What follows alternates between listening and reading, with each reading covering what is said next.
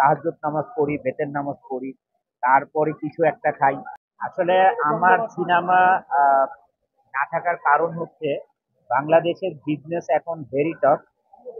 কারণ ইউক্রেন যুদ্ধের জন্য আপনারা আবার কেউ মনে করেন না যে বাংলাদেশের বর্তমান পরিস্থিতির জন্য, না, এটা হচ্ছে ইউক্রেন যুদ্ধের জন্য garments industry business is too tough now. কারণ হরমুজ প্রণালী দিয়ে যে ভেসেল যেত, এটা আমেরিকা যেত 35 দিন, আর ইউরোপে যেত হচ্ছে ম্যাক্সিমাম 26 দিন। আর এখন এই ভেসেল যায় আমেরিকা যায় 62 দিন লাগে, ইউরোপেও 50 দিন লেগে যায়। কারণ হরমুজ প্রণালী দিয়ে ভেসেল না যাওয়ার কারণে বায়াররা আমাদের দেশে এখন অর্ডার কমিয়ে দিয়েছে, সিজন আমরা ধরতে পারছি না বিদায়, এবং প্রাইস কমিয়ে দিয়েছেন। আমি চাই না যে আমাদের যে কর্মসংস্থান আছে, 12,000 লোক কাজ করে, এই কর্মসংস্থানে কোনো সমস্যা হোক, এই কারণে আমি ম্যাক্সিমাম এখন বিজনেসে ফোকাস দিই।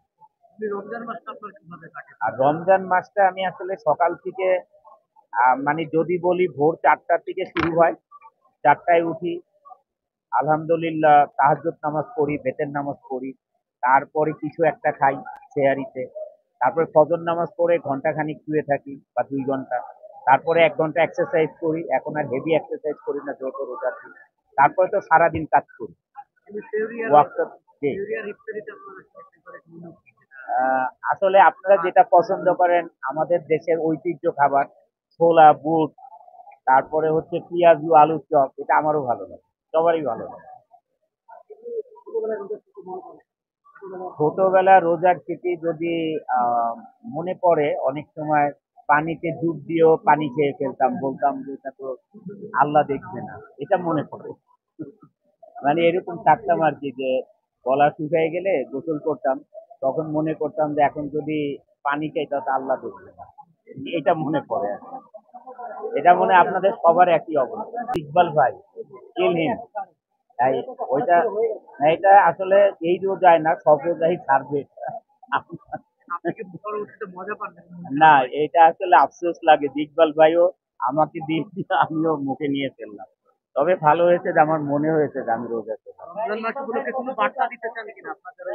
আর রমজান মাসে এটাই মানে আসলে সবার জন্য আহ একটি পরামর্শ দিতে চাই, ভালোবাসার সহিত বলতে চাই। আসলে আমরা যে এই যে ভেদাভেদ শুরু করেছি দেশে, মানে একে অপরের প্রতি শ্রদ্ধা নেই, মানে আমরা সবাই মনে হচ্ছে স্বাধীন, এগুলি থেকে বিরত থাকতে হবে। আসলে গুরুজনকে শ্রদ্ধা করতে হবে, একে অপরকে শ্রদ্ধা করতে হবে, তাহলে আমাদের দেশ এগিয়ে যাবে। বাট এখন যেটা হচ্ছে এটাতে আমি হ্যাপি না। মানে রাস্তাঘাটে যে যাকে পারছে মারামারি শুরু করে দিচ্ছে। ইভেন তো আমরা যখন তারাবি নামাজ পড়ি, রাস্তা দিয়ে দেখি হই হুল্লা, মানে চিৎকার চেঁচামেচি, এগুলো এখনো হচ্ছে। মানে এগুলো আসলে কাম্য নয়। এটা এটা কখনো কোনো দেশের জন্য ভালো কিছু বয়ে আনবে না। কারণ দেশের নিরাপত্তা থাকতে হবে কঠিন, এবং সবাই শ্রদ্ধশীল থাকতে হবে একে অপরের প্রতি। না হলে তো দেশে শান্তিতে আমরা বাস করতে পারবো না। এটা কোনো সরকার একা কারো দ্বারা সম্ভব না, এটা আমাদের সবার দায়িত্ব আছে।